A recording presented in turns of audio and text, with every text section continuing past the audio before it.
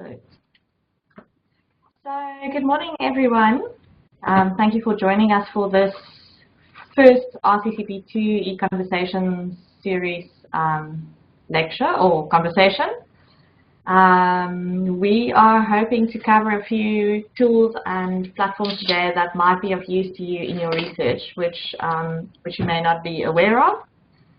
Some of these platforms are available at various universities in South Africa. And if you are interested in using them, it's always a good idea to find out from your IT department or your libraries. And we can also help you to connect to people at your institutions to see what is available at your institutions. Just briefly about Rural Campus Connectivity Project, the RCCP project. The RCCP2 project is funded by DHET. And the purpose of the project is to provide connectivity to the rural campuses. And rural campuses include the peri-urban campuses. So it's not only campuses that are very far out, but sometimes you also find that campuses that are just outside of the cities are having just as much problems with connectivity. So RCCP has been going since 2010. And they've done quite a bit of work, and we will share the website where you can read more about the project and also about the progress. In 2018 and 2019, Erika and myself will be involved in running a lot of capacity development initiatives that are funded through RCCP2. And those include these eConversations, which will run on a monthly basis. It also includes some of the carpentry events, especially carpentry events at rural campuses. And Gabriel, we have Fort Hare up as one of the campuses where we would like to run a workshop. And Mafeking as well, Nancy. And oh, sorry, I don't have your name right in front of me. Nancy, can you maybe just in the chat area put your colleague's name so that I just know who's in the room? So you can look forward to a very, very busy year of events, both online and in person, through the RCCP Capacity Development Initiative. So how this morning is going to run is Erika will kick us off with an introduction to some of the tools that are available that are more generic in terms of their use. So it's applicable to regardless of your discipline, your career stage, your role, and you can have a look at those tools. And also we would like to hear from you of the tools that we are listing, which are you using, and which didn't you know about, which would you like to know more about, and also if there are things that you are using that are making a difference for yourself, we would like to know about that as well so that we can share that information with others. I will then follow up with some information about research-specific tools. And then I think because we're so few people in the room, if at any point you have a question, you can maybe just in the chat area, can everybody see the chat area? In the chat area, you can just do what I'm doing right now. So you put a slash and write the word hand. That in video conferencing terms is like raising your hand. And I will monitor that, and when I'm talking, Erika will monitor that, and we can just make sure that people don't speak over each other. So, before we start, are there any questions?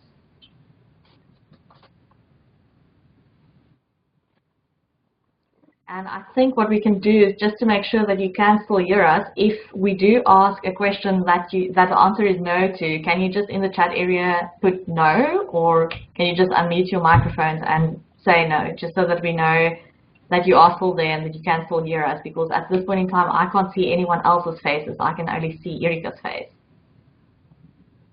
So Nancy, are you good for us to start? And Gabriel? Approximate. Oh, Justin. Hey, Justin. Hey, how are you? That's fine.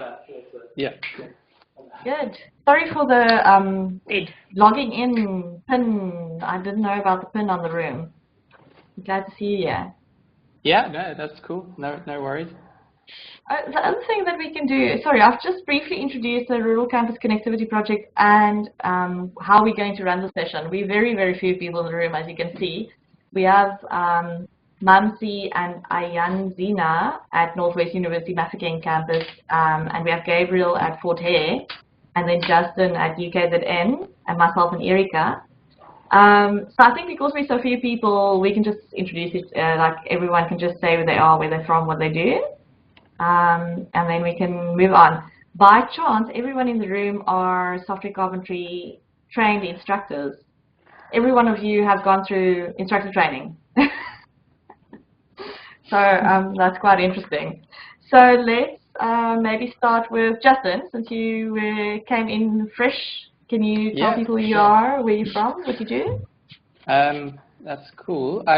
It looks like my video on my side is frozen on, I think it's Gabrielle's screen. I don't know if you guys can see that. Sometimes you have to just click on the grid view or the full page, and then you click on it again, and then suddenly the video unfreezes.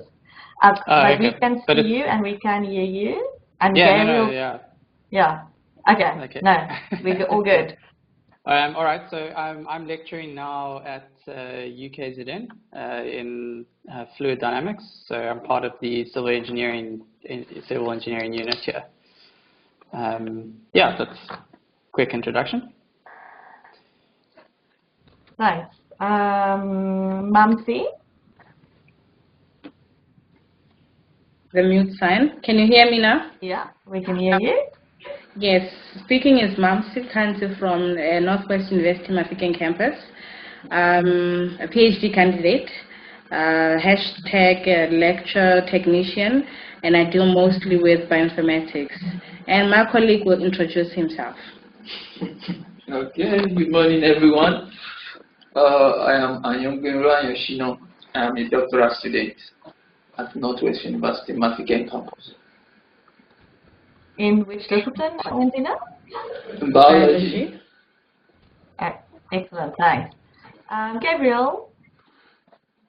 Hi, everyone.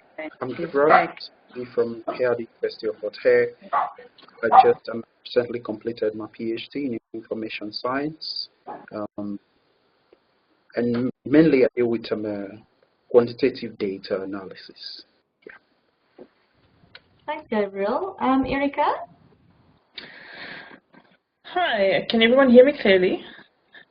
Great. Okay, so my name is Erika Mias. I'm working with Anelda on the RCCPII project and doing work for the carpentries as well as part of the African task force. And we just started working together in March of this year. Yeah, and I also have a background in molecular and cell biology. Yeah. Hi. And you know me. I'm not gonna, you know. So, Justin, what we said was Erika will kick off with a more general tool. I think maybe it will also be just interesting if you can, in the chat area, put down what it is that you're expecting from this. What would you like to get from this? Just so that we don't go on and on and on and on about things and then you came for something else. I think we're a small enough group to make this what ladies need from the session. Erika will start with the more generic tools, and then I will follow up with some of the more researchy tools. But at any time, if you have any questions, I've explained in the chat area, you can just put your hand up by putting a slash hand. Make sure that we speak to each other. So Erika, I think if you're ready, you can start, and then we can take questions throughout. You don't have to wait until the end. And you can just tell me when I need to switch to the next slide. Yes, thanks, Anelda. Okay. Okay, so I'm just going to, my section, I'm just going to go through some of the main features of some commonly used tools that I've encountered in higher education institutions. But to start off with, I think it's good to talk about why we collaborate online. we're very familiar with the benefits of collaboration. We know that it allows us to extend our inclusivity to others, our partners in Africa and other international countries as well. I'm going to apologize right now for the last time about the slides because I was offline and I couldn't fix some of the typos. So there's a truncated sentence there, and you might see some odd things that didn't sync, but that's the last time I'm going to mention it.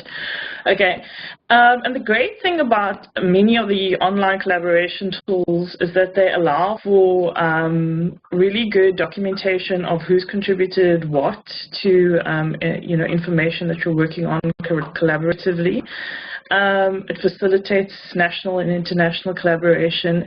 It saves us time, if we were to constantly be taking turns in editing a Word document and emailing it around, it could get incredibly time-consuming, and it cuts down on costs. I mean, the reality is that very few of us have the funding to travel to an in-session meeting with our colleagues, as nice as that would be, and these online tools allow us to communicate with each other and work together without actually physically having to be in each other's presence. Of course, the challenges that we have, not just in Africa, but the things we need to be cognizant of is our resources. Does everybody have the same access to computers? The internet speeds and variability in access that we have, the costs of data are a very real issue. And all these can significantly affect online communication if we don't accommodate for these factors. So, for example, when we scheduled the session today, we factored in some time for troubleshooting, just to give an idea of the type of thing one can do. Next slide.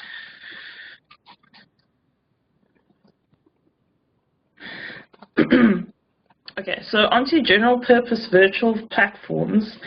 So I've put a link up to a poll that we've put together. Anelda, can you put it in the chat? And then I'm going to copy it. Copy and see if I can put it in the chat. Yeah. Okay, so the purpose of this poll is just to get some information about the kinds of platforms you're already using and the kinds that you might be interested in using in the future. So we'll give a little bit of extra time at the end once we finish talking for you to complete it, but you're welcome to start having a look at it now. There are just 4 questions and it's anonymous. Next slide. Wait, I'm somewhere else now.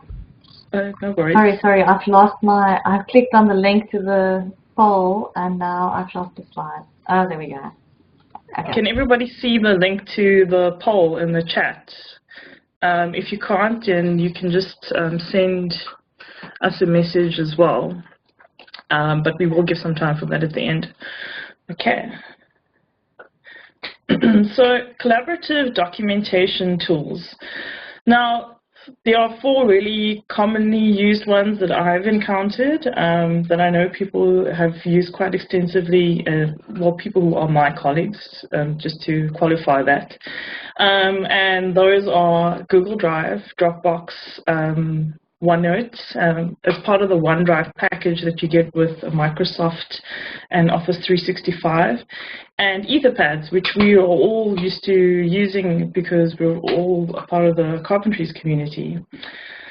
So quite a few of these, Drive and Dropbox, they have not only the consumer versions, but the options for business as well. And I know that some higher education institutions have subscribed to these business packages too. And there are different features that you get with some of the business packages and some of the ones that are just for consumers, i.e. the free versions. Now, some of the notable differences between Dropbox and Google Drive, which I noticed really early on when I started working collaboratively with colleagues nationally and internationally, was the fact that Dropbox, which while it was a platform that I was most familiar with and had used very often in my own interaction professionally. The real-time editing doesn't really compete with what you get with Google Drive, as well as and the other very nice features that Google Drive offers are the apps, the integrated apps, the ability to use the Google Docs spreadsheets and slides, etc. Also, a really important feature, given the fact that we just spoke about internet access, is the offline functionality, the ability to work offline and then sync to your cloud stored versions. And something we should always be keeping in mind with the ever upcoming, security acts such as POPI and GDPR, which is the Good Data Practices in Europe and so on. And now there was something recently passed at Senate level in the US, the Cloud Act as well. And these are sorts of things that we need to be cognizant of in our daily use of these tools and for our research as well, especially if we're working with personally identifiable data. And sometimes we forget that even if we're not doing research, we might be inadvertently sharing people's private information like email addresses and such, and not be securing those as well as we should be. So I've put in these slides, there will also be some links to some videos and to some other resources, not necessarily visible on the slide themselves, but in the notes on these presentation slides. And Anelda, can you click to the next one for me? Thanks.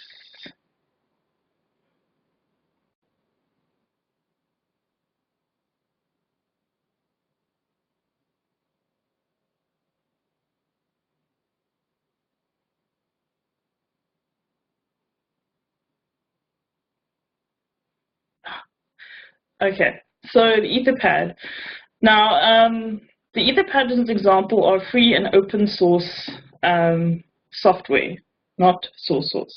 So what that means is that it's that difference. I don't know if anybody's heard of that analogy between free speech and free beer.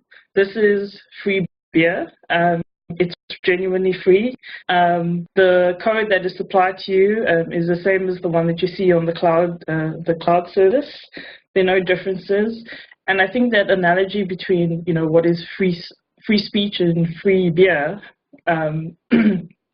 So that's what free and open source is. It's actually free. It's the same as what you would see online, and you can install it and use it yourself.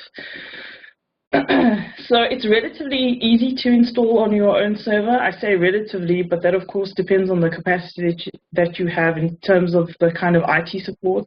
So I am aware of the fact that while I say something might be easy, it's not necessarily that great for you if you don't have any support and you're not familiar with installing your own software on servers. But in the general scheme of things, if you have IT support, it's something they should be able to do for you relatively painlessly. And there is a cloud service option. And as I mentioned before, it is a tool, collaborative tool that we use extensively in the software carpentry community, well, the carpentries communities. And it also allows for real-time editing. And another really fantastic feature of the Etherpad is the fact that you have a chat function. And that chat history remains there. Oftentimes one could have a chat with someone on a platform like Hangouts, and then maybe struggle to find it in your Google Drive. But it's quite easy to access in your Etherpad as well, if you're having your chats there on that platform. And then, yeah. Sorry, I thought you were done with the slide. Do you want to finish? No, it's fine. If you want to say something. Yeah, I noticed we have a new colleague who's just signed in, Bexa. I don't know if Bexa can you hear us? Hello. Hi, can you hear us all right? Yes, I can hear you. Great. Would you like to introduce yourself and just tell people where you're from, and then I can just give you a quick overview of who else is in the room and where they are from? Okay, my name is Bixo Okola. I'm from University of Venda in South Africa, Limpopo province, and I'm doing my PhD. Great, welcome. PhD in what are you doing, Bixa? PhD in microbiology.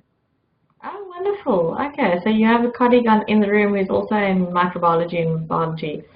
So the other people in the room includes Gabriel Isavibi. He's from Fort Hare with a PhD in library sciences. We have Mamsi Kansi and her colleague Ayanzina Benro. They're both from Northwest University Mafeking campus. And then we have Justin Pringle. He's from UKZN Engineering, and myself and Erika. And you probably saw more about us in the write-up. We've just started with the presentation. We're going to, Erika is going over the more general platforms that are used, that can be used online. And I will follow with some more research-related platforms. But you are welcome to ask a question at any point in time. If you have a question, please feel free to either unmute and just indicate to us that you have a question, or in the chat area. Can you see the chat area? Yes. So you can just put up your hand like that. That's kind of a general way of indicating that you're raising your hand and would like to ask a question. And then when there's a natural break, we can give you an opportunity to ask your question or to add to whatever we have here. We're not, by all means, covering everything. So if you have any other comments, or if we're talking about something that you can't access, or that you have other opportunities or resources that you know about, please feel free to contribute. All right, thanks a lot. Thanks for joining us. So Erika, do you want, are you done with the slide? Should I go to the next slide? Yeah, let's move on.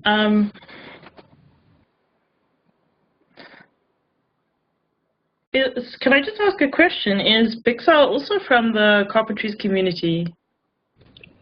Yeah, yes, I have attended one of their conferences. Okay. To learn how to use R. Okay, great. Thanks. Which one were you at, Bixa? The one in 2016 or 17? 2017. Okay, with Alexandra. Yes, with Alexandra. Ah, great. Oh, it's great for you to join us. I'm really glad to have you here. Yeah, so everybody else in the room have gone through carpentry instructor training already. So by chance, we have a full carpentry community meeting here. It looks like it. Right. Thanks, Erika. Okay, so I'm just going to talk briefly about OneNote. The reason I bring this up is that a lot of universities and institutions do have the Office 365 for their users, and part of that package is the OneNote tool, which I've been looking at a bit myself lately, and it's got some really fantastic versatile features. Some institutions are even working on really setting up the OneNote service so that their laboratories can go paperless. So it's worth keeping an eye out for what your e-research or your ICTS or your library services might be doing with this particular piece of software. And one of the fantastic features that I didn't know about until a few days ago is not just the ability to record audio, but say, for example, if you're interviewing somebody and recording audio, if you make a note about something that yourself or a person has said, so either text from your own question or something somebody you're interviewing has said. So, Anelda? Yeah. Could I just ask? I can't see that pane for chatting. I don't seem to have it. You don't have. Oh, what platform are you on, Bixa? What operating system? I'm using the Chrome browser on a Windows 10. Chrome. So if you hover with your mouse over your screen, do you see a bar coming up with a little man and then exclamation signs and all kinds of things? The mute, where you mute and unmute. Do you see that bar coming up? When I mute and unmute. Do you have a bar that shows the mute and unmute? Yes, I do have. Okay. So that bar, do you see on the far left-hand side two text? What do you call those things? The speech bubbles. Speech bubbles. Symbol. Yeah. If you click on that, no, you don't see that. Do you see the man with the 3 lines next to it? No, not at What do all. you have on your bar when you hover over your screen? Yeah. I'm actually using him. So if you can see those options, Victor. Yes. You have the first one, which gives you the option to view the participants on the platform, and then the second option gives you the chat symbol from your left. On the left-hand side, yeah, I can see the tabs for participant share self-view. Did you find it? How can you share your screen with us? Can you see the screen share?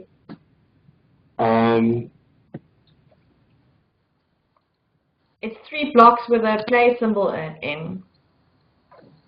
Is it sharing? Let me maybe stop sharing. Yep. Okay. I'm stopping. Okay, so we can see yours now. Oh yes, it looks different. I think this is the one where the where the chat function is not available. Okay, so if you want to talk to us, please just unmute your microphone and just talk to us, and we will share all the links that's in the chat area via email with you as well. Okay. Okay. Thanks, you. Victor. Thanks for pointing that out. Okay. Okay, Erika. Okay. I'll just wait for you to get the slide back up again. I'm still seeing Victor's screen share.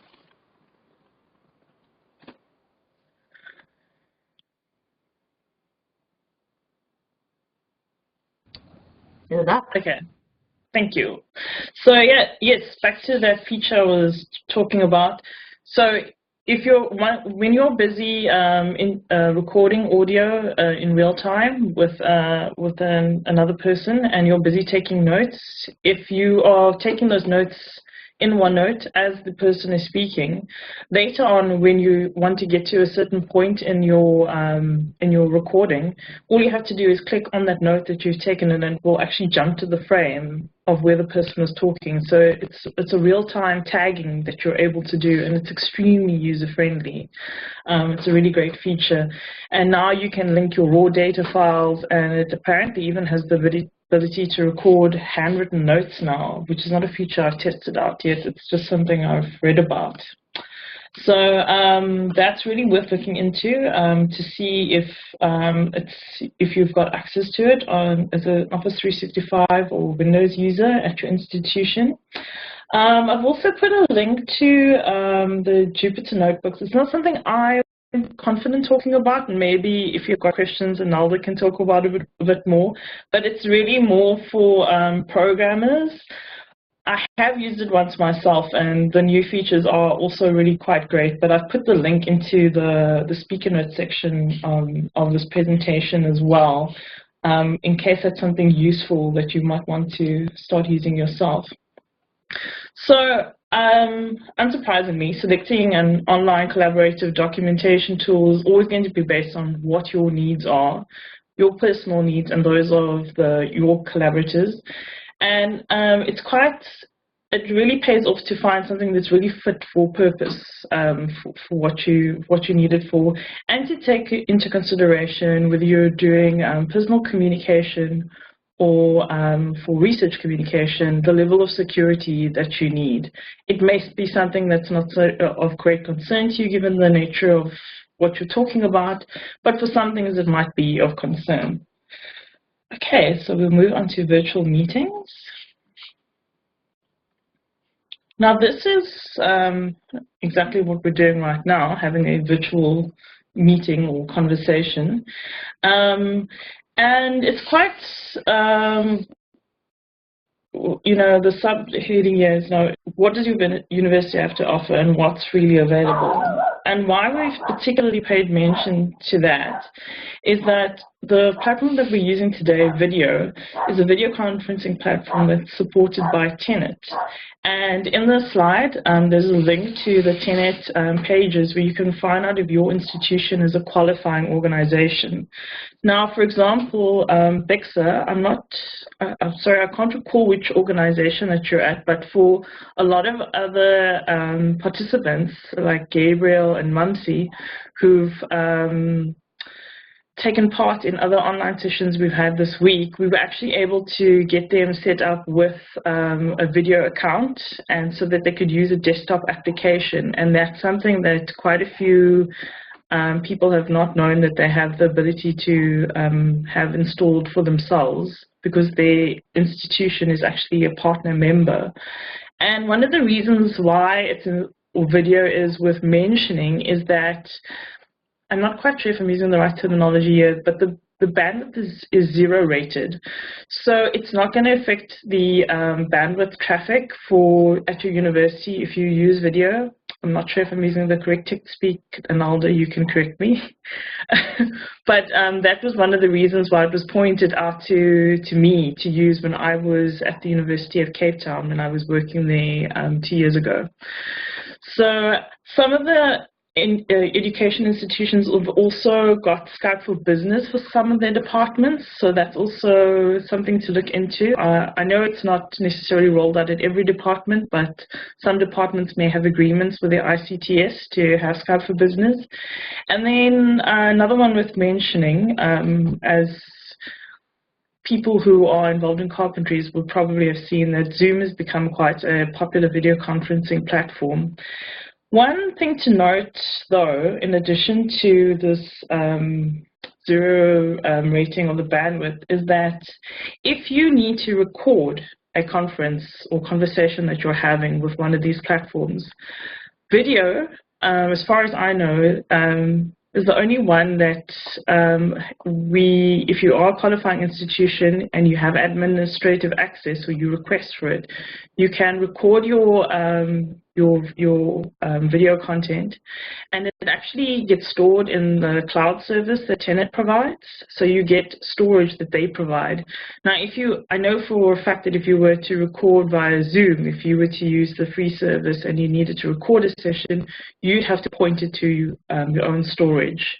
So that's something worth bearing in mind if that's actually a feature that you require, because storing video can be quite expensive because it takes up a lot of space. Okay, so we'll move on to online teaching. I can maybe just add there that SANREN, the South African National Research and Education Network, also supports eConf, which I've pasted a link to in the chat area, and which we'll email all the links afterwards to the participants, which also allows similar things to video. But one of the things, if I remember correctly, Erika, what we were saying in our meeting, actually talking about it in the next slide. Oh, okay, sorry. Okay. No problem. Off you go. Thanks, Anelda. I'm glad Anelda remembered that, because I nearly forgot about that this morning. I was like, oh wait, we were talking about eConf this week. She's quite right. So in terms of online teaching platforms, so there's a bit of a blur between virtual meeting platforms and platforms used for online teaching. There's a little bit of an overlap. Again, this is why it's important to think about what your actual needs are. As when we were talking about eConf and which is actually the eConf project, which is actually using the Big Blue Button software, which is something you can also go and have a look at. Big Blue Button is really catering more for it's a web conferencing system designed for online teaching, whereas video was really set up with the intention of providing a sort of smaller virtual spaces for meetings. But people have been using them for one purpose or the other. They do have these dual functionalities.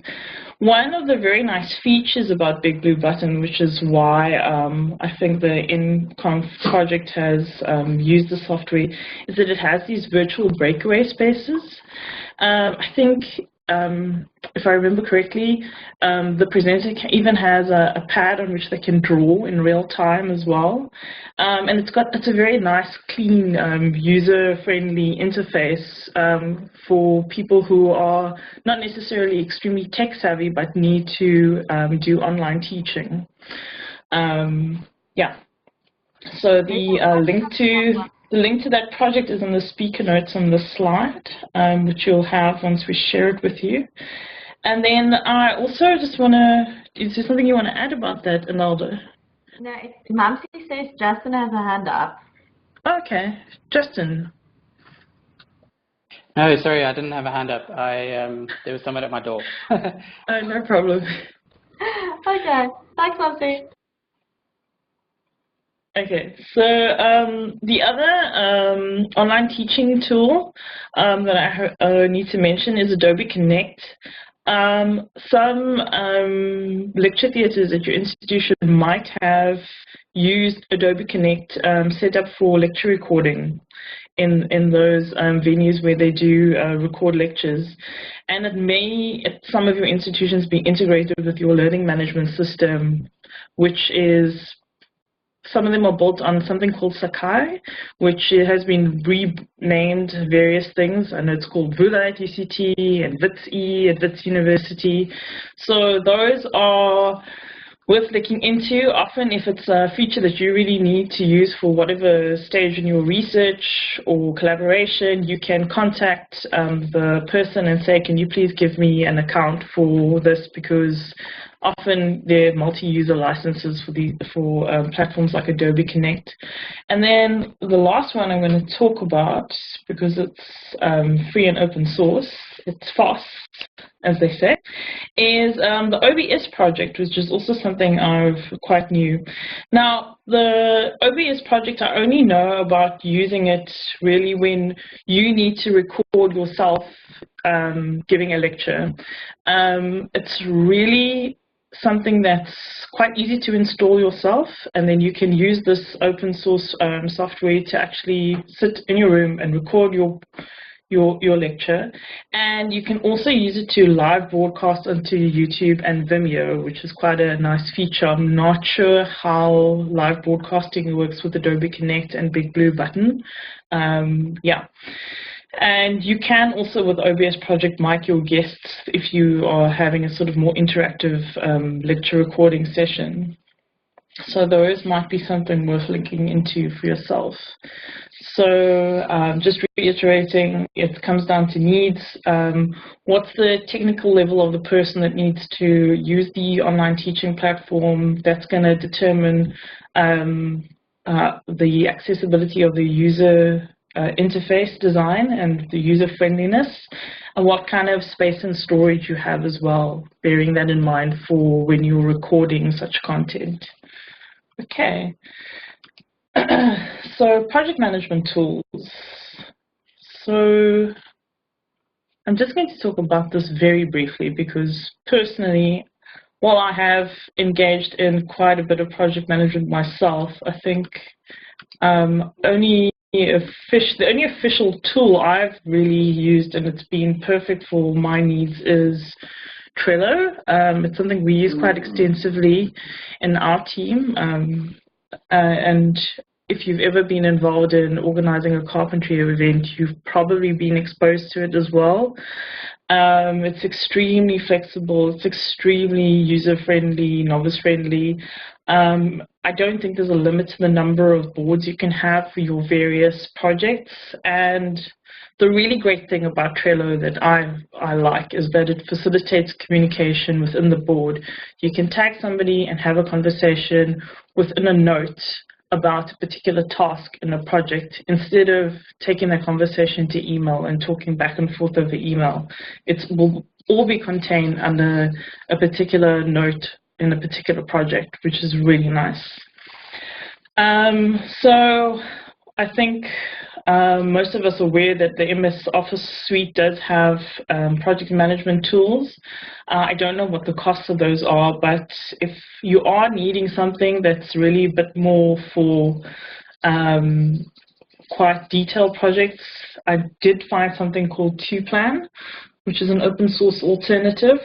It's not something I've tested myself, but that's one of the reasons why we've got the poll that we put in the group chat. This is an opportunity now with us talking through, giving these overviews of these different tools to indicate to us, okay, that's something that I would really like because I don't have access to MS Office and Trello doesn't suit my needs. And you can indicate in that poll that this is something that you would like to learn more about, and we can arrange a session in the future. Okay. For people in the room who haven't seen Trello before, it's a tool that I find incredibly useful, whether you're organizing a workshop or managing communication with your PhD supervisor. So I'm just quickly going to share what it looks like. There. You can get an idea of what it looks like. So basically, thanks, Anelda. This is a research project that we were running, that I was involved in, and you can create, for everything that you have to do, you can create what they call a card, and you can put as much information about that as you want. If you click on the card, it allows you to assign, let's maybe open this one. So it allows you to link documents, specifically documents that's on your local computer or documents that's in your Google Drive. It allows you to communicate, as Erika was saying, instead of by email, so you can keep the communication about a specific thing together and it's easy to find again. You can put due dates, you can put checklists, so it's really, really, and as Erika was also saying, it's a very novice friendly. If you've never used project management tools before, Trello is a very, very easy place to start, especially if someone can just give you some basic guidelines about how to set up your first board, because when you get a new board, it will be create new board, test, create board. It's just empty. And you can create your own lists along the x-axis, and you can create your cards under each list as you want. So I think that is maybe something just worth spending a little bit more time on. That's all. Yeah, thanks, Anelda. I mean, one of the very nice features of Trello is also when I started working with Anelda, somebody else in the community was able to share for me their template board that they use for certain types of events. So you can actually share templates with each other, which is a really great feature as well. It saves time, especially when you're bringing somebody new on board in your project as well. Okay. So I'm going to go straight to virtual communication. Okay. Now, aside from the actual collaboration tools, there's also the need we have to actually communicate directly with each other when it's not possible to step into the next room and have a chat. So there are these, of course, we all use email. Some of us are using other platforms as well. I've seen WhatsApp has really risen in popularity for use to, at conferences, people set up a WhatsApp group, and it just aids for speed of communication for really important things like, okay, there's been an emergency, something has changed, the venue has changed, or the time for a shuttle has changed in order to get somewhere, that sort of thing. I'm not really sure, aside from these, what people are really using, so that's also something that you could add to the poll as well. If there's something that you find that really works well for you or you've been using a lot, it would be great to share that in the poll too.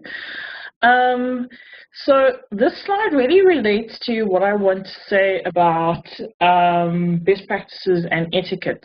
You know, at the end of now talking about all these general purpose platforms. So virtual communication has got some limitations, especially when it comes to human interaction. We've already experienced it now. As a speaker, I can't necessarily see everybody in the room. Some other people in the room can't see everybody else as well. And often when we ask questions, sometimes there's no because people don't have a response. But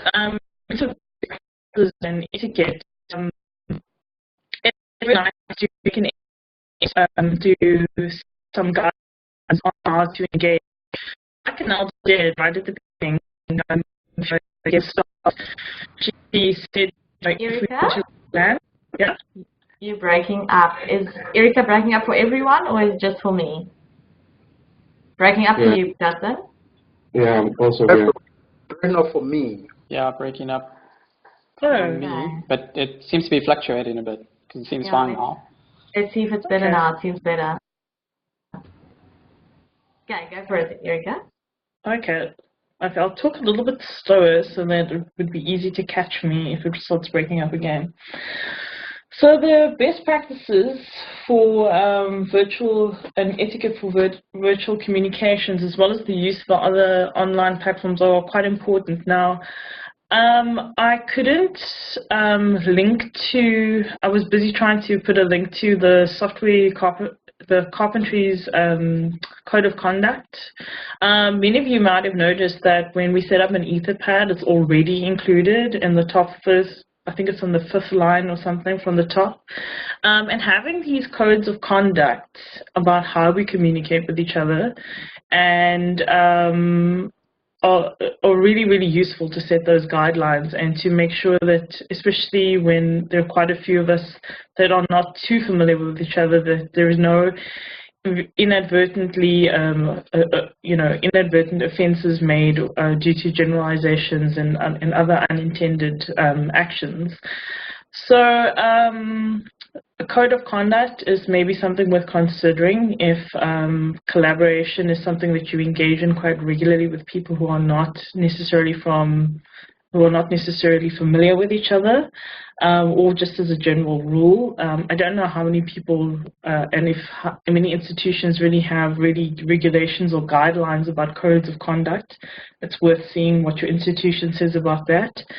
And while we do choose our communication platforms and collaboration platforms based on, you know, as the slide said, the communication speed that we need at the time, we might choose one platform over another, the level of detail of the content we need to communicate with each other. Also, the formality of the communication would also potentially affect which platform we choose to use and what's accessible to everybody else in our community. It's also just good to be mindful of the way in which we use these services.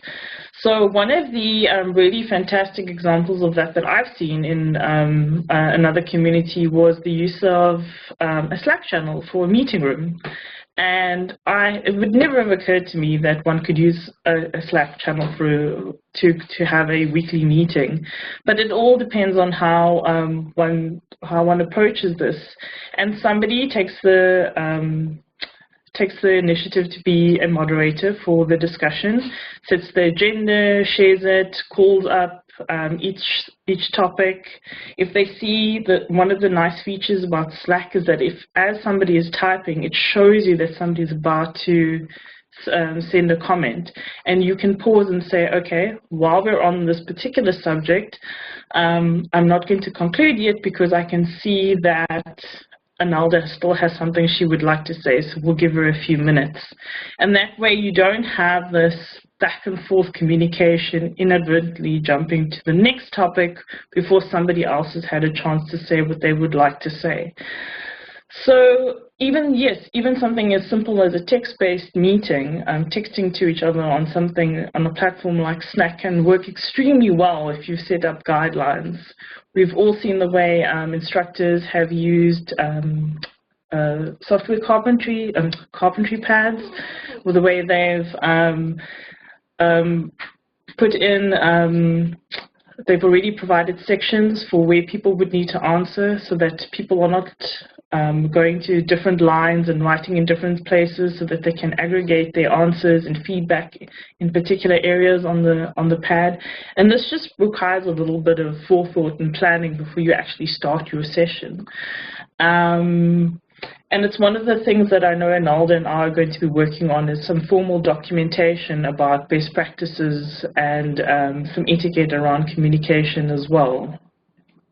It's something that will be going up on the RCCPII site, Anelda? Yeah, okay. So before I hand over to Anelda for her section, if there are any questions you'd like me to answer? Or comments, tools that you found useful?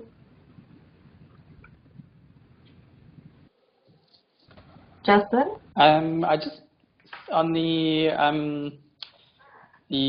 online teaching, I suppose there's also that there's also the edX platform. I don't know if you've heard of that. I have, but I've not had the opportunity to use it yet. Have you? I'm actually, yeah, I'm just playing around with it at the moment. So next semester, I'm trying to move a course onto it just to see how it goes. But it's pretty user friendly. I think I was just looking at that Big Blue Button website. Mm-hmm. It's kind of similar. The only advantage is I think you can just plan your lessons a bit better. So in other words, you can pre-record, and then I guess you could use that OBS software or any recording software, and then just break up your lectures and make the teaching much more active. I don't know. Yeah, I mean, there's certainly different ways, and then as you've also pointed out, one could probably use more than one tool to actually create a lesson. But yeah, so it would be really nice to hear what some feedback about using edX. So if you just want to record that in the poll to say, you know, in terms of other platforms that you're using or experimenting with, and if you would like to share your experience with it with us, that would be fantastic. Great, that's a very, very good idea. We do have a few sessions for these eConversations set up just to get things flowing, but we would really like to solicit, you know, talks or sharing things that people have experimented with like that. So if you would be keen to later in the year give us some feedback, if, as Erika says, we can schedule you in one of these eConversation sessions. It would be fantastic. Yeah, that'd be cool. See how it goes. Well, yeah. It's always good to get the good and the bad. Yeah. For other people to try something similar or brainstorm other solutions or whatever. Great. Okay, it says my turn. Yes. Okay, so we have 20 minutes left. I have included links to everything that I'll be talking about in the slides, and as I said, we'll be still sharing the slides. So if there's anything that you would like to learn more about or want to try out, the links are in the slide. So the first thing that I'm quickly going to talk about is online survey tools. And I know in the 2.5 years that I worked with Northwest University, I was surprised to find how many people were still using paper-based surveying to capture their data. Especially when at Northwest University, for example, there is a site license for a tool called Question Pro, or previously known as Survey Analytics, and researchers can actually use this tool for free. The app can be installed on tablets and can be used offline. So if you need to go into the field, you can set up your survey online. Once your survey is complete, you can download it onto various apps, cell phones, your students' mobile phones, whatever. Obviously, you need a smartphone or a certain spec of app or tablet. And then you can go out into the field, complete the surveys offline, and then the moment when you get back to where you have signal, Wi-Fi or data, you can sync the results back to the cloud. So everything is captured in the cloud. And then you can download the data as comma-separated value files or Excel spreadsheets, or the photos. You can take photos with the app. So, for example, we were involved in a project where we were working with older people in rural communities, and we were trying to understand how they use mobile phones. Do they have mobile phones? How do they use it? And because we wanted to work with local government to share information about resources that is available to people older than 60. And we use Survey Analytics as a surveying platform. We went into places that is where people are like really rural. People don't speak English really. So we brought our students with us who were speaking Tswana, that was just north of Mafeking, and did the interviews, asked our students to complete the surveys on behalf of the participants that were interviewed, took a photo of their cell phone, and all of that can be captured online. So when you go back afterwards, you have the completed surveys, because you can make you can make questions required to be answered. So they can't go to the next page if the questions aren't completed. So unlike paper-based questionnaires, they have to complete every single question. The data is more accurate. The data quality is better because you are limiting certain answers that can be given by providing checkboxes or specific format fields.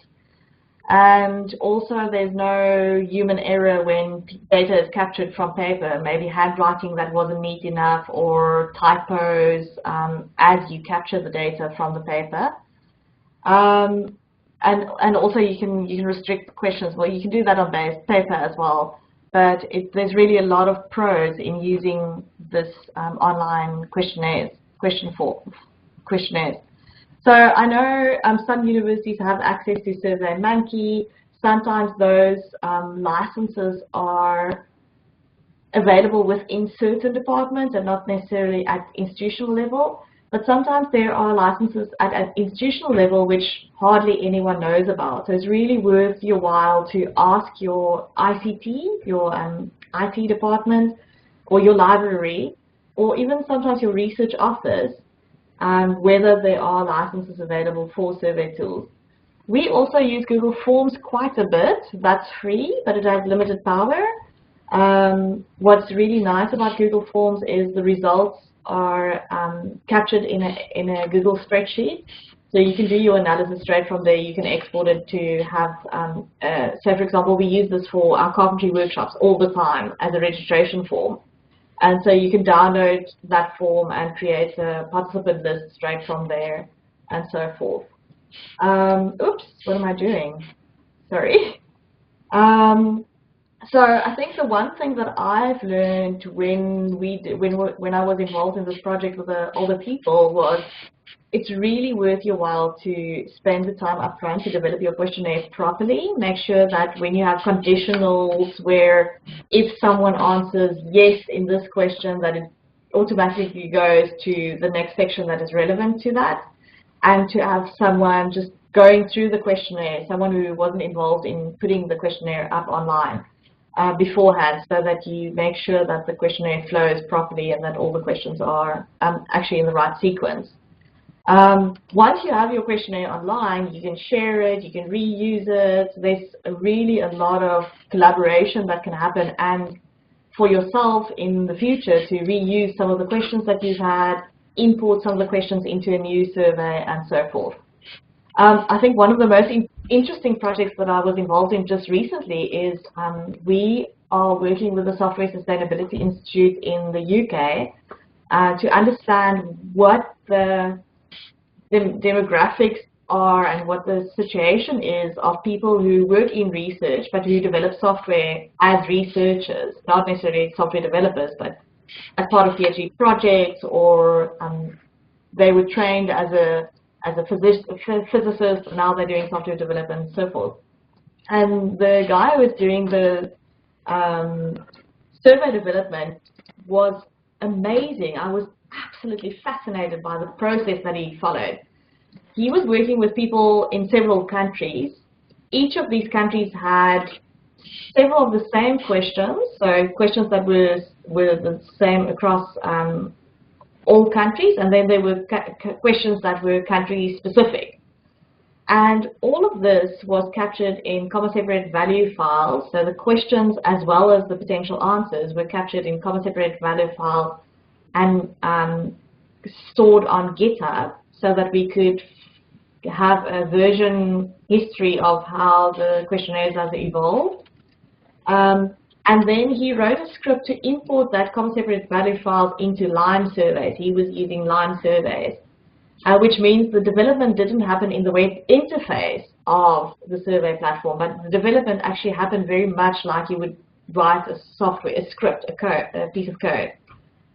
It was really a fantastic project to be part of. So you can get very creative and very much streamline these processes if you can put the time aside to start off with, and also if you have collaborators who are more comfortable with these kind of tools like GitHub and version control and so forth. So computing solutions, there are a lot of high-performance computing available to our South African researchers and students. First, many of the institutions have institutional HPC. So it would either sit in your physics department, it might sit in your computer science department, it might be central in your IT department, sometimes in the biology departments. I know at Northwest University there is both HPC in the physics department as well as centrally at IT. And that is accessible at no cost to researchers from the university. So if you are looking for high-performance computing platforms, a good place to start at your own institution. There's also a national platform, the Center for High-Performance Computing. They're based in Cape Town, but they're accessible to anyone in South Africa. And basically all you need is an internet connection and the ability to use the shell scripting, Linux shell, which is also one of the lessons that we teach in software carpentry. So if you have a need for high-performance computing and you need to learn shell, look out for a workshop coming to you, or arrange a workshop so that you can learn to use bash shell. And with that and an internet connection, you can get access to massive supercomputers where you can analyze your data, do modeling. It's also available both for industry and research. So even if you are, if you work for a company or a startup company, you can also get access to these resources. They also do training. They run a summer and a winter school annually. And those workshops are normally about 10 days long and really takes you into the depths of HPC.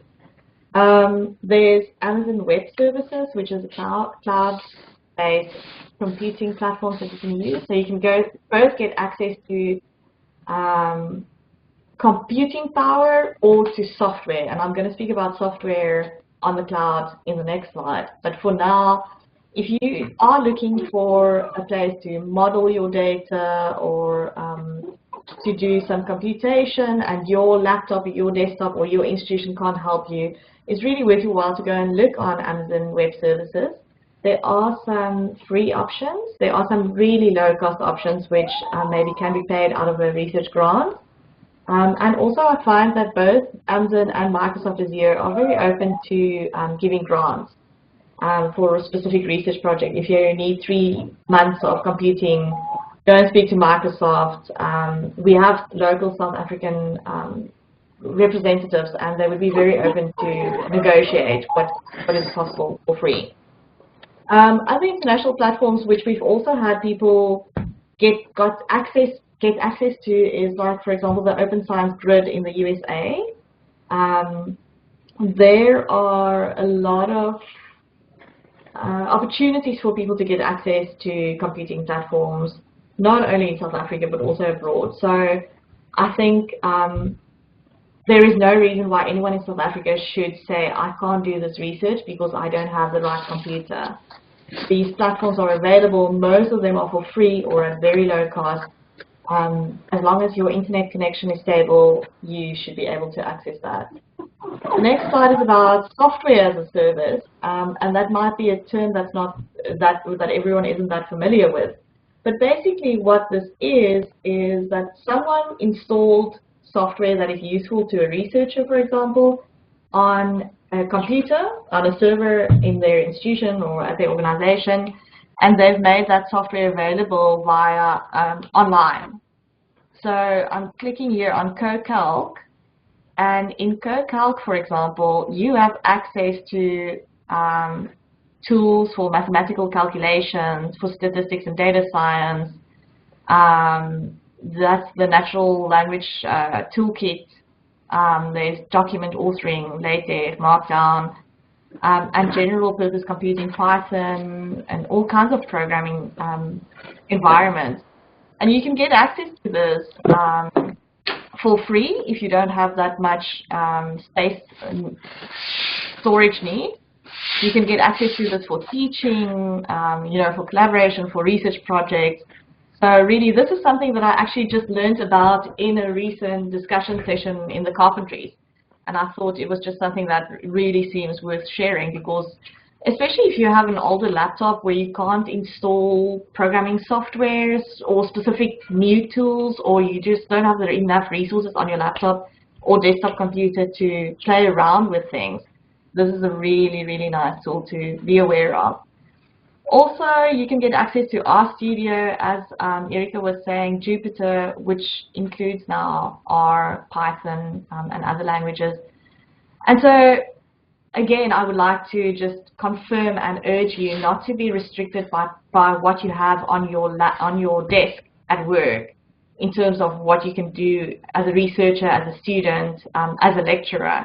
There's so many services that are available if you can get access to it online. But that's my point. There are resources everywhere. Don't not do things. You can do it if you just know about it. Collaborative article writing. I've heard a lot about collaborative article writing.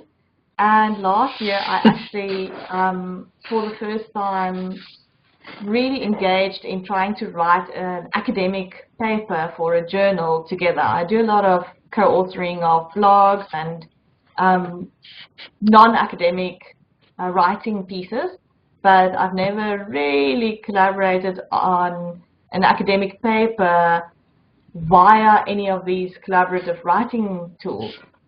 So I was quite surprised to find how many people claim that there are ways to write academically together, and then what the steep learning curve was. And a colleague of mine and I actually thought we went through a series of trying what works and what the learning curves are and what the downfalls are of various tools. And we were going to write a blog post about that, and we probably should. So one of the tools that I'm aware of is Authoria. And what you can do in there, again, I can just click on the link, and it seems like you can still see that screen that I've shared there. My internet is a bit slow.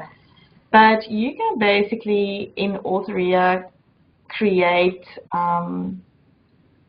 write paper articles. They have templates for various journals.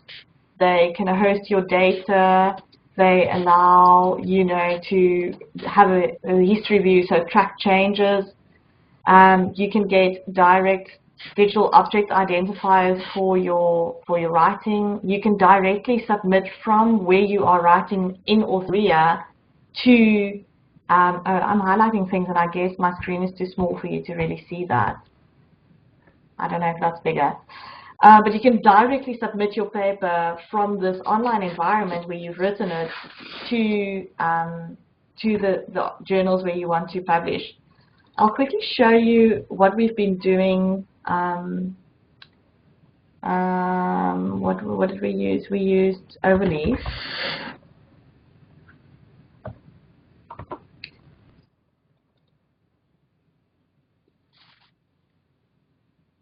Oh my gosh. Okay, wait. I've got the wrong thing here. There. I've got it open already. Let me just share this with you. And I know we're almost running out of time here. So this is what overly looks like. Also, a lot of research. What are you seeing? Are you seeing my overleaf screen? That's the login I can see it. Are you seeing the login screen? Yes. Okay, it should be.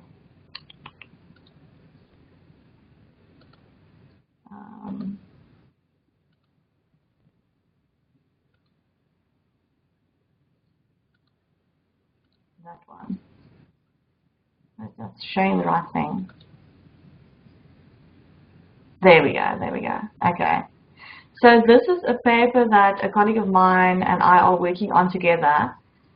On the left hand, you can see what the raw text looked like, and the learning curve is quite steep. I was really shocked at how difficult it was to set this up and to get it going. But once you have this going, we are writing in real time in this format, which is the template from the journal that we want to submit it to, and we can immediately see what it looks like, the layout, the keywords. You know, it really makes it much, much, much nicer. As we are writing, the formatting is done already, so that when we submit it to the journal, they really only have to worry about the content and not so much about formatting and all kinds of other things. So that's a nice tool. Now, what's also nice is you can share, and that brings me to that other slide that I had, and that will be the last thing that I say probably, just to get back to that slide. So you can use referencing tools, online referencing tools, and I realize that at many universities, postgraduate students are still typing up their references manually. And every single university have support for online referencing tools or software. And if they don't, there are free tools that you can use, like Zotero and Mendeley are actually free tools that you can use. And what you can do is you import PDFs of the papers that you are using to cite, and you can cite in text in Word, for example, but also in these other tools that I was showing you, and then automatically generates your reference list, your bibliography, with some work to be done to clean it up, but it's much, much, much better than typing it up by hand. So there are pros and cons to using free tools. Just to remember that many of the paid tools also still have problems. Just because you're paying a license doesn't mean it's going to be smooth sailing. And we've seen that, for example, with EndNote and RefWorks as well. So don't be put off by trying to use a free tool. If your university don't support it, you know, let us know and we can do a workshop on using Zotero or the pros and cons or just the pitfalls, just what you look out for. And you can install it on your laptop. It runs on any operating system, but really something that students and researchers should be aware of is to use the referencing tools that are available, and then slowly but surely looking at the collaborative writing tools that exist. Our favorite, after everything we've tried, was using Overleaf with Mendeley. The reason why we weren't using EndNote or RefWorks was because I am not actually based at a university, so I don't have access to the site licenses that university staff have access to. So I had to use a free referencing tool, and Zotero wasn't integrated with Overleaf properly. So it is integrated, but not properly. So the most successful tool pair that we could use for collaborative article writing was Mendeley coupled with Overleaf, and both of those tools are free. And it's a great experience once you have it all set up. But it is a bit of a steep learning curve just to familiarize yourself with terminology and setting up the tools and so forth. But again, it's something that Erika and I can definitely run workshops on, or get people to talk to you about, or bring more information if that's something that you're interested in. And with that, at 12:31, completes our slides and our presentations. If you have to go, you're more than welcome to leave and then maybe send us an email if you have any other questions or comments. I will share the links that exist in the chat area with everyone via email, and we will also share the site. We'll just tidy it up and add a piece of the RCCP just so that people understand where RCCP is coming in and what you can expect of the RCCP for the rest of the year. But thanks very much, everybody, for joining us. And if you can still hang around and you have questions or comments, please feel free to speak up. This is Biggs again. Hello. I wanted to ask, with Overleaf, can you use it offline, or do you have to have internet to use it? And that integration with Mendeley, does it also work offline, or can it work also offline, or do you need to be online? I will lie to you if I give you an answer straight away. I will have to look at that. I think you have to be online. But for Mendeley, you don't have to be online because you install Mendeley on your local laptop, but you can sync it to your online library or online. Mendeley, actually, you don't have to be online. But for the writing part in Overleaf, I have to look it up. I'm not sure. Have you used it before, Victor? Hi, Anelda. Is Mamsi?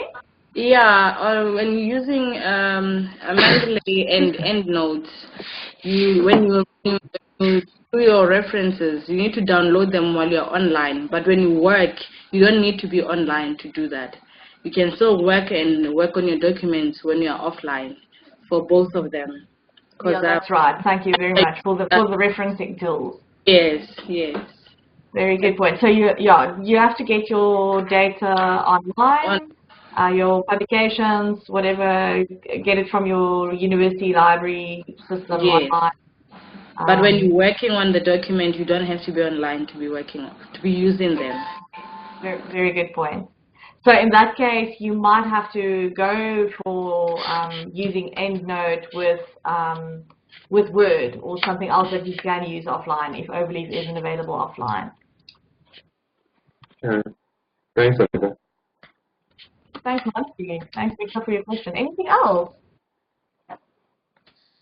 Yeah, can I also, sorry, can I also add that, do you know about Microsoft Planner to be like as a project management tool? Microsoft Planner? Yeah. No, tell us about it. Yeah, it seems to be a bit similar to Trello, whereby you can create those boards and put your task and then assign people for those tasks, and it's more or less similar, but it's an online tool. It comes with the Office 365. Oh, okay, that's good to know. Many universities are giving people access to 365, even as students. So it's good to know that that type of tool might be bundled. I think the nice thing about Trello is it's for free. In any case, you can get access to it for free. Yeah. Even if your university don't provide Office 365. Anything else? Maybe if you can give us comments on the session, like one up, one down. What did you like? What didn't you like? Or how can we improve it? That would be useful. You can do it via email. Or you can discuss it here. But we're also wary of the time, so it's 12:35. If you have to go, just thank you very much for joining.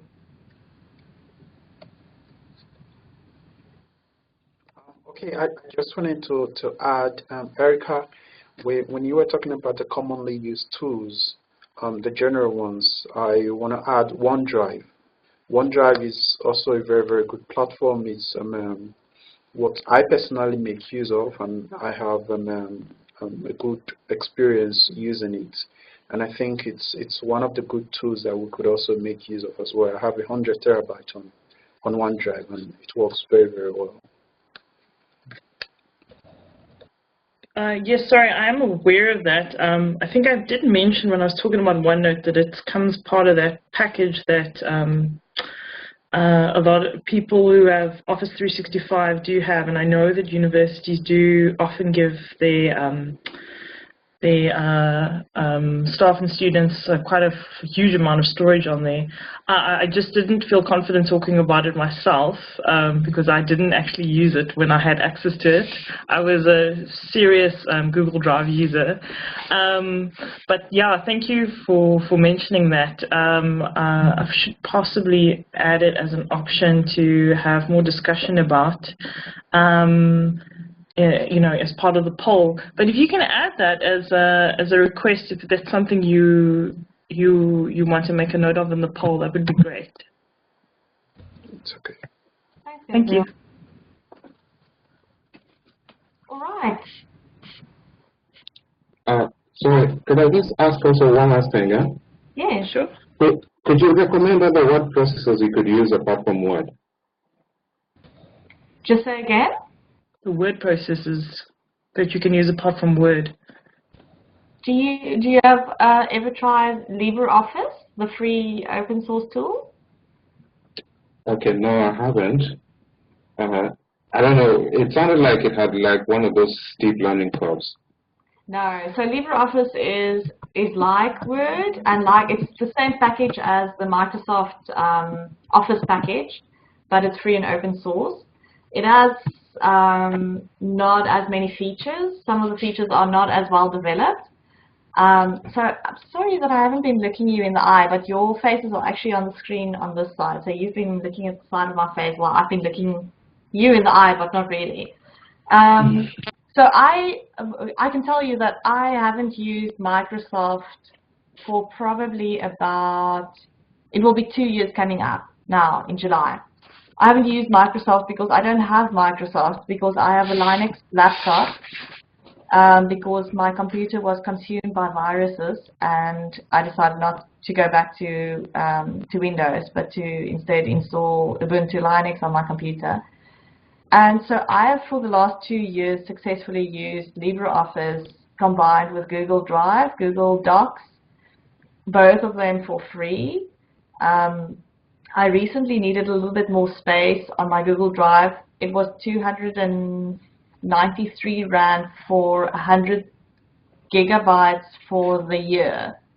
So I thought that was very reasonable compared to having to buy Office and having Office 365.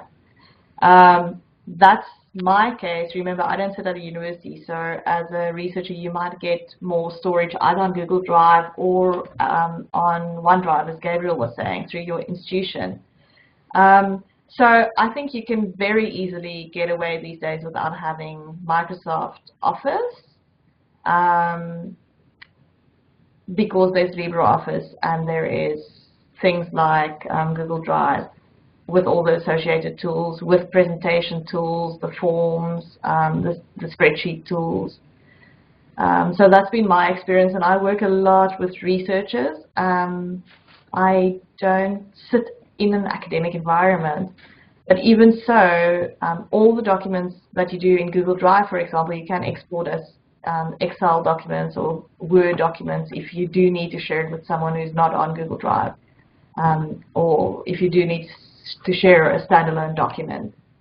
So I'm going to make a note of LibreOffice, and I can just put a link to that as well, if that's something that you want to look at.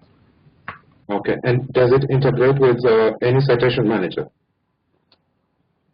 like Mendeley? I actually don't know. I don't know. It's a good question. I think that the problem that we also had, so see, that's where my more non-academic background trips me up a little bit in terms of giving you advice, because we did try to use, oh, Louis is here. Louis, can you hear us? Louis? I'm not sure if I pronounced it correctly. Anyway, did anyone see him? It's the first time I noticed as well. Okay, anyways, so we did try to use the reference managers with Google Drive, and there are a few things. You can get up to a certain point, and then it actually doesn't work. So, but again, I was trying the free reference tools and not necessarily EndNote and RefWorks. I don't know which, what does University of Venda offer in terms of referencing tools? Erika? Anelda, I just looked up, yeah, it says here that Zotero has a very good plugin for LibreOffice. So it's another open source, it's an open source reference manager that integrates very well with LibreOffice. I've seen a lot of good feedback about it. Yeah, so it seems like that's quite a popular reference managing tool to use with Libre. Yeah, I've used Zotero and it's great until you want to start to do very funky things like collaborative writing so, but it could be fine for LibreOffice. Maybe it will be a good idea to just Google a little bit. But it seems like there's interest in this collaborative writing and integrating the reference managers with what tools? What is Word? Editor, text editor. Sorry, I got blank. So maybe, Erika, what we can do as part of RCCP is to find out at the various universities what are libraries and research office and IT offering in terms of training around their referencing tools, and maybe just to make that information available, and where there are universities that don't currently offer that training, maybe we can fill that gap. Yeah, okay, that would be good to do. Okay, anything else? Yes, I see we've got some feedback on the chat. Thank you very much, guys. Something. Justin? Yeah, just quickly, you said on that Overleaf site, you said there was a steep learning curve. What did you mean by that in more detail? The colleague that I was writing with and myself have never worked with LaTeX, and because we were trying to use these free referencing managers, they often have limitations in terms of the functionality, and so it took us several iterations before we could find a referencing tool that are able to sync with Overleaf, because as Bianca and I was adding papers to our online library, and you want to cite them in Overleaf, that has to sync.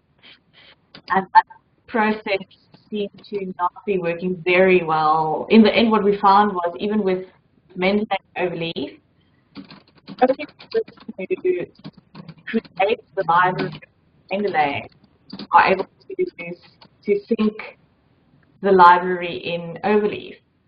So Bianca is spending the next 2 weeks on the article while I'm at course. She had to call me to ask me, can you sync, can you sync, can you sync, can you sync, because otherwise she can't cite as she writes,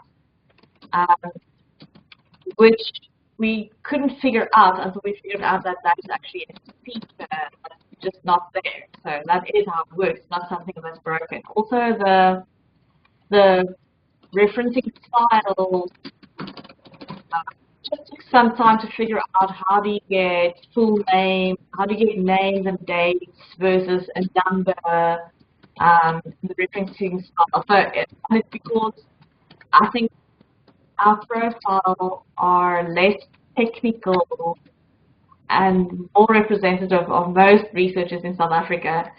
But even so, Bianca and I are technically quite advanced, and we were struggling. It took us probably 2 or 3 days just to set Overleaf and Mendeley up so that we could start writing. It was a lot of as we were going. Yeah. Okay. Yeah. Because LaTeX is quite a big learning curve, although it's significantly more efficient, which I found. Yeah. Yeah. I think we were trying these tools out with our typical software carpentry, data carpentry participant in mind. because we are talking about collaborative writing all the time, it seemed to me like we are talking about collaborative writing and we are saying to researchers, but you can't just be emailing each other the documents anymore. You have to write collaboratively because it's so much more efficient. And so then when I was trying out these tools, it was interesting to see how hard it can be if you don't know, specifically the vocabulary that they were using was stuff that we just had to Google and Google and Google until we could, okay, so they mean this, and that's where you get that file, the library file, or the style file for that journal that we want to publish in. It's all surmountable, but it does take some perseverance and a mentality that, okay, we'll find the answer if we Google for long enough.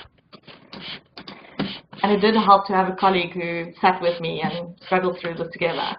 But now, obviously, looking back, we notice where things would troublesome, and we can probably, as I said, write a blog just to tell people, at the moment, this and this doesn't work, don't try it, you know, try this and this, or these two tools together, but still know that, for example, the syncing is a challenge, just so that people know that's something that they shouldn't try and troubleshoot too long for. Have you used Overleaf, Justin? No, so I was just looking at it now. So we do all of our writing in the tech. So I remember when I was doing my master's, so it was about 5 years ago, 7. My supervisor just took, because I used to write in Word, and he just literally just took it and dumped it into the tech and was like, there we go, figure it out. So that was quite a big learning curve. But now that I've done the tech and stuff, I've been writing it for like 4 or 5 years now, so much more efficient. So what we used to do was either with Google Drive or Dropbox, that's how we would collaborate our writing, which isn't very efficient. So I was just playing around with one of my articles now on Overleaf. So it actually looks like quite a cool system. If you know how like the tech works. Yeah, no, I think it's a great system if you have the right referencing tool, and if you have some background in LaTeX, it's definitely it's a lot of fun to write like that, because it immediately looks like the article. I think what I found was, in terms of writing like that, I could see myself getting closer to the publication much quicker than when it's in Word, or it just looked like the real thing very quickly, especially if you use nice templates that the journals provide. Yeah, that's very. I'm quite keen to try this with some of our students because they struggle to write in the tech. So I think this will be quite a cool tool. Cool. Anelda? Yes? Could I just ask, I saw when you were showing us the red shell for the Overleaf, it looked like you were going to publish the article in F1000 research, right? Have you tried using the F1000 workspace to integrate that with Overleaf and see if it integrates much better than Mendeley? So F1000 workspace doesn't work on Linux, because F1000 workspace would actually replace Overleaf. It's actually, instead of Overleaf, you could use that. And we were very excited to learn about it, but it doesn't work, unfortunately. So I haven't tried it at all. Have you tried it? No. I just learned about actually the F1000 workspace like a few weeks ago, so I'm still learning about it. Okay, yeah, no, it's great. If you have a Windows machine, then it seemed like a very, very nice tool to use for your writing. Okay. Okay, people, it is amazing. Thank you very much for staying. I think it's been an interesting conversation, and I think Erika and I learned a lot. I'm really glad that we were a small group for this first talk. The next one that we're planning is about getting involved in the R community in South Africa. So we're going to invite some people from the R community to give feedback about the recent Saturday conference, about our workshops, our user groups that exist. So if you're interested in that, that's coming up in about a month's time. The one after that, Erika, can you remember what did we say? I can quickly look on the calendar. Yeah, I think I'm connected online now. The one after that. That's on that spreadsheet. But we can look at the calendar. It in the email, yeah. Oh, is it on the Google calendar? Social media. Using social media in academia. Okay. So we will also, Erika has some ideas about inviting people to speak about how to use social media, both for getting information that can help you in your research and your lecturing and so forth, but also to share information and make your disseminate some of your research outputs and so forth on social media. And then generally what goes with that in terms of etiquette and safety. And so Justin will be in touch with you to ask you about feedback from edX later this year, and we hope that goes well. It seems like an exciting project. Yeah, cool.